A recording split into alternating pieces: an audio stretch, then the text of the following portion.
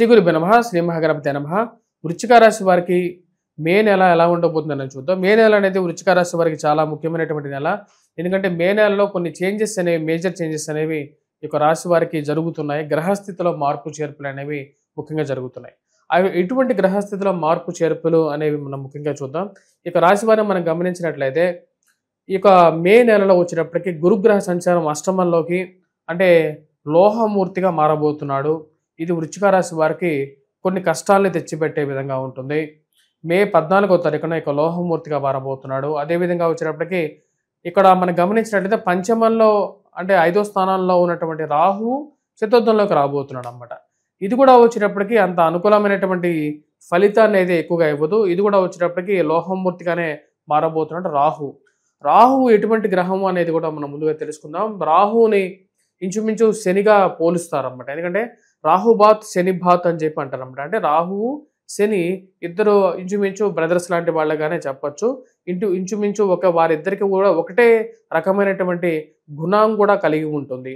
ఇద్దరు ఒకటే రకమైనటువంటి ఫలితాన్ని కూడా ఇస్తూ ఉంటారని చెప్పి శాస్త్రం చెప్తుంది అన్నమాట.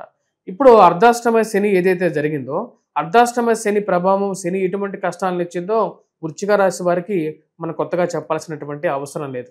ఇప్పుడు అర్ధాష్టమ శని స్థితిలోకి వచ్చినప్పటికీ రాహు కూడా రాబోతున్నాడు అన్నమాట.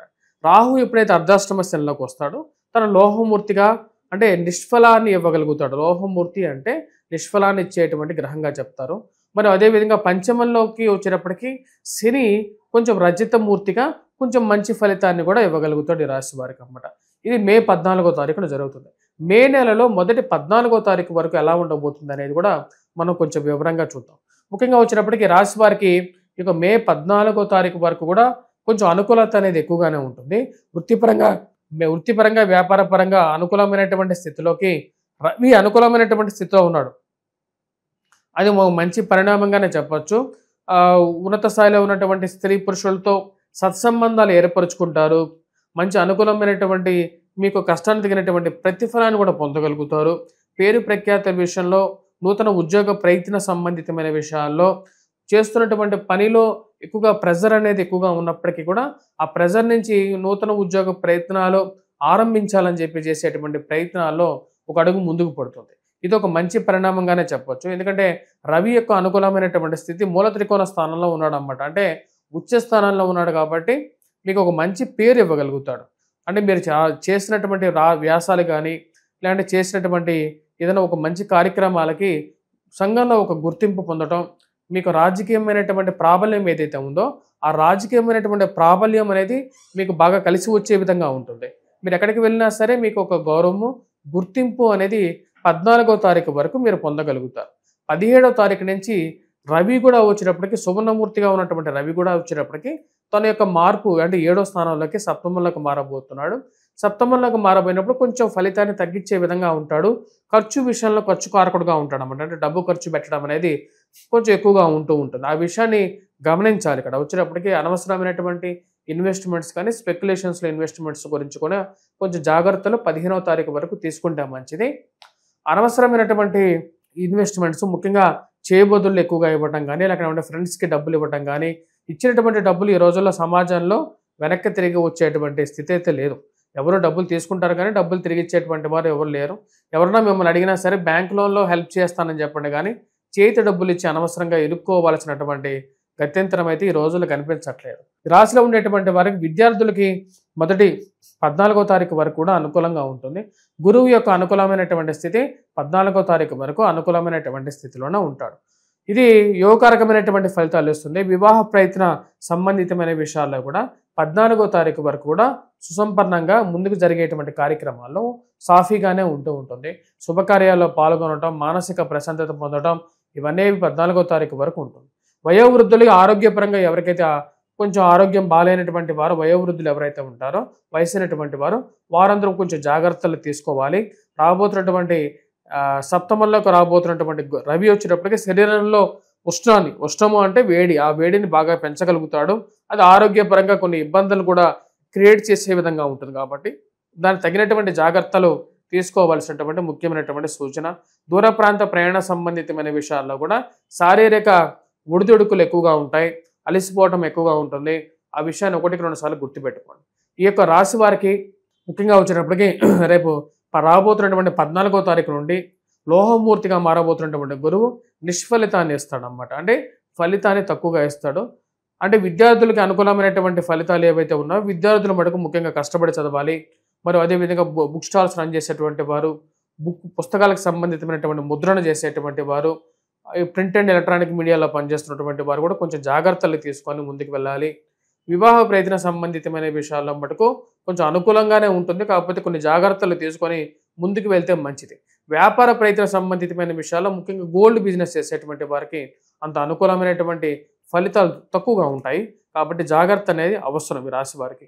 ముఖ్యంగా గృహ కొనుగోలు, వాహన కొనుగోలు సంబంధితమైన విషయాల్లో కూడా జాగ్రత్తలు అనేవి తీసుకొని ముందుకు వెళ్తే మంచిది. ఎందుకంటే గురువు అంత అనుకూలమైనటువంటి స్థితిలోకి లేడు, లోహమూర్తిగా ఉండబోతున్నాడు అన్నమాట. కాకపోతే తర్వాత నేను గురువు గురించి పూర్తి వీడియో చేయడం జరుగుతుంది. కొన్ని మార్పు చేర్పులు ఈ యొక్క సంవత్సరంలోనే ఉన్నాయి. అవి కొన్నిసార్లు రాశి వారికి అంటే రాబోతున్నటువంటి కొన్ని నెలల్లో కొన్ని మంచి యోగాలు కూడా ఇవ్వబోతున్నాయి అన్నమాట. వాటి గురించి కూడా నేను సవివరంగా నెక్స్ట్ రాబోతున్నటువంటి వీడియోలో వివరిస్తాను.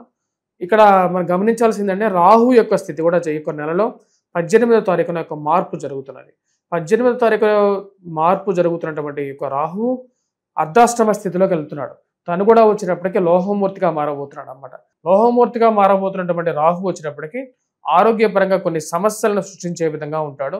ముఖ్యంగా వయోవృద్ధులు ఎవరైతే ఉంటారో వారు కొన్ని జాగ్రత్తలు తీసుకోండి. అదేవిధంగా సొంత గృహం, వాహనం, స్థిరచరాస్తులు ఏవైతే ఉంటాయో వాటి యొక్క పరిరక్షణ తీసుకోవాలి. వాటిని అమ్మాల్సినటువంటి పరిస్థితి కల్పించేటువంటి గ్రహస్థితి గోచరిస్తూ ఉంటుంది. కాబట్టి వాటి విషయంలో జాగ్రత్తలు ఈ సంవత్సరం చాలా జాగ్రత్తగా తీసుకున్నట్లయితే వాటిని కాపాడుకోవడానికి మీరు చేసేటువంటి ఫలితాల్లో మీరు గ్యారంటీగా విజయాన్ని సాధించగలుగుతారు. వృత్తిపరంగా, వ్యాపారపరంగా కూడా కొన్ని జాగ్రత్తలు, పెద్ద చేంజెస్ తీసుకోకుండా ఉండాల్సినటువంటి ముఖ్యమైనటువంటి సూచన. కాళ్ళకి, కీళ్ళకి, మోకాళ్ళకి నొప్పులు, శరీరంలో జుట్టు రాలిపోవడం కానీ ఇటువంటి ప్రభావం కూడా ఆరోగ్యపరంగా కొంచెం చూపించగలుగుతుంటున్నాడు. శని అటువంటి ప్రభావాన్ని ఎక్కువగా చూపిస్తూ ఉంటాడు. శని ఎటువంటి ఫలితాన్ని చూపిస్తాడో రాహు కూడా అటువంటి ఫలితాన్ని చూపిస్తూ ఉంటాడు. మీ యొక్క స్వజాతకంలో కూడా వచ్చేటప్పటికి ఇటువంటి గ్రహస్థితి ఆల్మోస్ట్ గోచరిస్తూ ఉంటుంది.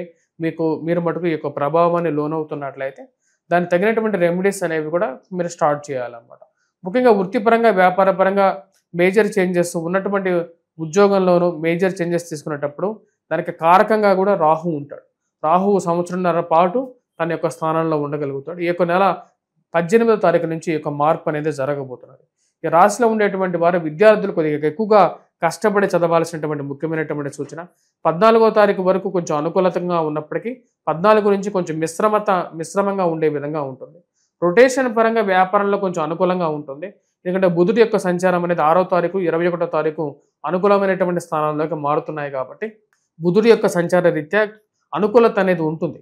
అంటే రొటేషన్ సమయానికి రావాల్సినటువంటి డబ్బు కానీ, జీతం కానీ, ఫైనాన్షియల్గా కానీ కొంచెం మొబిలిటీ అనేది ఉంటుంది. మరీ స్టాగ్నెంట్గా అయితే ఉండదు. కాకపోతే ఈ యొక్క విషయాన్ని గుర్తుపెట్టుకోవాల్సినటువంటి ముఖ్యమైనటువంటి సూచన. ఈ రాశిలో ఉండేటువంటి వారు ఎటువంటి పరిహారాలు చేయాలి ఈ యొక్క నెల అనేది మనం చూద్దాం. ముఖ్యంగా వచ్చేటప్పటికీ గురుగ్రహ మంత్ర జపం చేయండి. మరి మేధా దక్షిణామూర్తి శ్లోకాన్ని పఠించాడు. మేధా దక్షిణామూర్తి జ్ఞాన స్వరూపుడు. ఈయన దక్షిణామూర్తి సాక్షాత్తు బ్రహ్మకి, విష్ణువుకి వేద జ్ఞానాన్ని మరియు అదేవిధంగా జీవితం సత్యాన్ని బోధించినటువంటి వాడు మేధా దక్షిణామూర్తి. త్రికోటేశ్వర స్వామిలో దేవాలయంలో కోటప్పకొండలో గురుగ్రహ లింగం అంటే గురువు యొక్క ముద్రతో ఉన్నటువంటి లింగం ఉంది. అక్కడ మేధా దక్షిణామూర్తి సాక్షాత్ వెలిశాడు.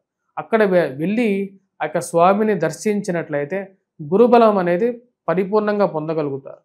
వైరాగ్యమూర్తి మేధా దక్షిణామూర్తి. ఇక రాశిలో ఉండేటువంటి వారు వటవృక్షం చుట్టూరు, బోధి వృక్షం చుట్టూరు ప్రదక్షిణ చేయండి. మరియు అదేవిధంగా కింద దీపాన్ని వెలిగించండి. గురువారం పూట ఈ యొక్క కార్యక్రమం చేయండి. గురుగ్రహ బలం అనేది కూడా పొందగలుగుతారు. వాటితో పాటు రాహుగ్రహ మంత్ర జపం చేసుకోండి. దుర్గాదేవిని పూజించండి.